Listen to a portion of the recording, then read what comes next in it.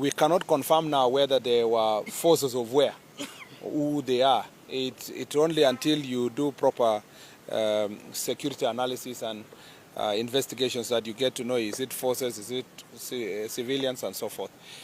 Every time there is a conflict in the Somalia side, it definitely spills over, especially if it's Bulahawa and the towns across the border. It affects Kenya. And remember that we have a good working relationship with Somalia as a country. And so when there is those challenges, there's citizens who feel endangered run from the neighboring country run to Kenya. But we cannot confirm now whether they were forces of where, who they are. It's only until you do proper security analysis and investigations that you get to know, is it forces, is it civilians, and so forth. It is also it's also important to note that such security issues are handled in as security issues. So if we reach a stage where there is any challenge, we will tell the country. But at the moment, we don't have any difficulty.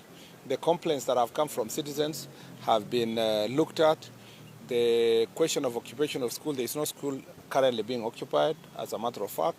And so if there are other parts of Kenya that there is a spillover of citizens from the neighboring countries, with Somalia particularly, that will be, that's why I said the security team will work on it to make sure that they return peacefully.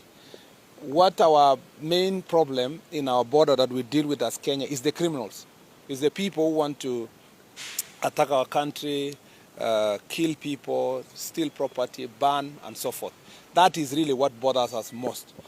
But people who are running for safety, we will find ways of addressing that issue so that it doesn't also become a security challenge or a humanitarian issue in the country or security challenge. In fact, those who are asking for refugee status and to be housed and protected in Kenya, they know the procedure they go through that is enshrined in the international law. So at the moment, there is no cause for alarm. There is no politicization of security, is not necessary. I know there are some people who want to score cheap political benefits from it.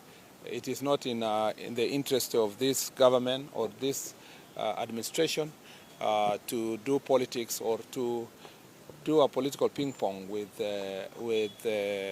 opposition leaders and any other person on matter of security. Where there is complaints from citizens, we investigate and we deal with it in a manner that will, where necessary, where we know that national interest is being protected, we will handle it confidentially.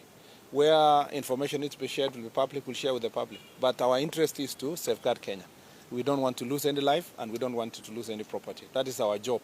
At the end of the day, the bottom line is everything we do across our border, whether internally or across, and I speak now under collective responsibility, whether it is involved in this ministry or another ministry, everything we do is to secure Kenya as a territory, the citizens of Kenya and their property. And everything is done in good faith, including how we handle problems of refugees and aliens getting into our country. We do it in the best interest of the country, and the strategies employed, not all of them are discussed in the full glare of cameras because national interest is extremely important. Yeah.